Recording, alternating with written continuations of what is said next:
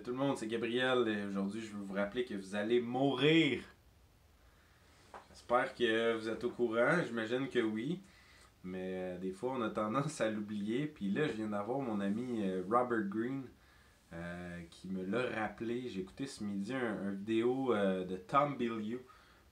Je vais mettre un peu la description du vidéo en bas ici pour que vous puissiez retrouver ce vidéo-là de Robert Greene qui est l'auteur de, je vais dire en anglais, là, ses livres, c'est 48 Laws of Power, Mastery, également son dernier livre qui est selon moi un chef-d'œuvre que je pense que c'est le meilleur livre à date que j'ai lu en 2019. C'est The Laws of Human Nature, les lois de la nature humaine. Et honnêtement, Robert Greene, je trouve que c'est vraiment un personnage fascinant. Et dans son entrevue avec Tom Bilyeu, justement, il parle de la mort. Lui, il a eu une crise cardiaque récemment. Et donc, il a passé près de la mort, il a passé proche de la mort, il a failli y rester dans le fond. Et pour lui, il parle, lui, c'est un grand ami aussi de 50 Cent. Et c'est quand même assez drôle parce que quand tu regardes 50 Cent et tu regardes Robert Greene, c'est deux personnes très très très différentes là, tu sais.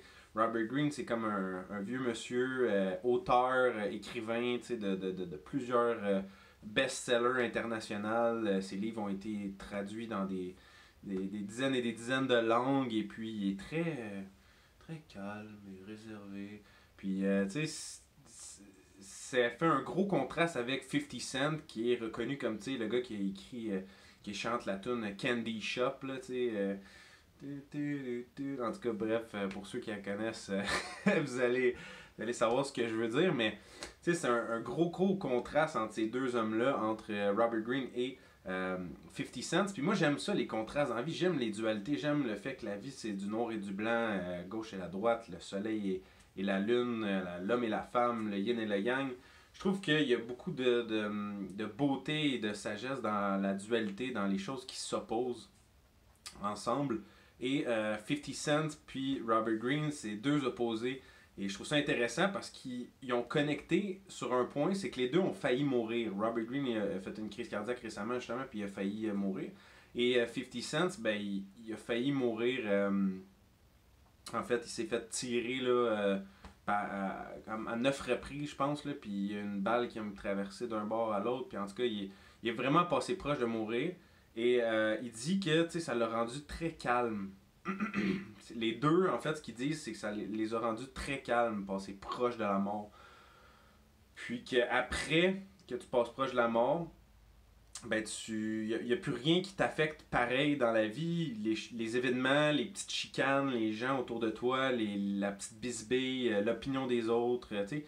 Un paquet de choses dans la vie vont plus t'affecter de la même manière. Puis ça, c'est pas la première fois que j'entends ça. T'sais, souvent, les gens, on entend ça.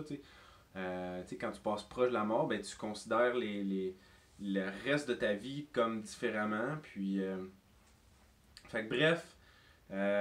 Mais également, ce qui était accompagné dans son message à Robert Greene, ce qu'il disait, surtout aussi qui est intéressant, c'est que pour lui, il a écrit 6 livres.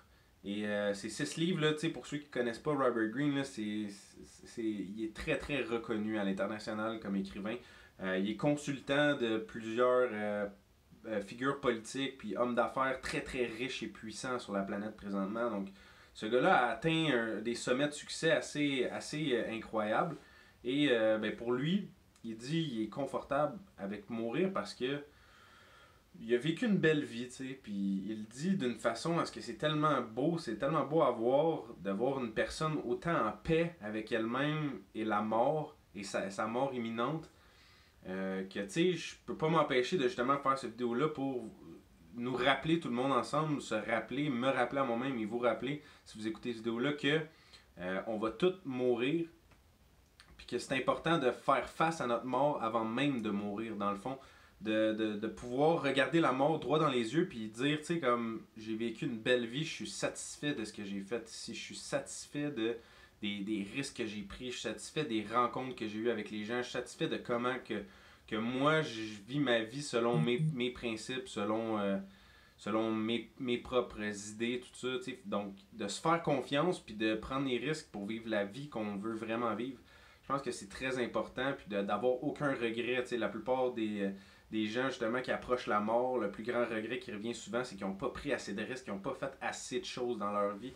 S'il y avait la chance de refaire leur vie à nouveau, ils prendraient plus de risques, ils feraient plus de choses. Donc, sur ce, ben, je nous souhaite à tout le monde, à vous et à moi, de prendre beaucoup de risques, de vivre pleinement, de pas se limiter, puis de pas avoir peur de la mort. Donc, sur ce, ben, bonne journée.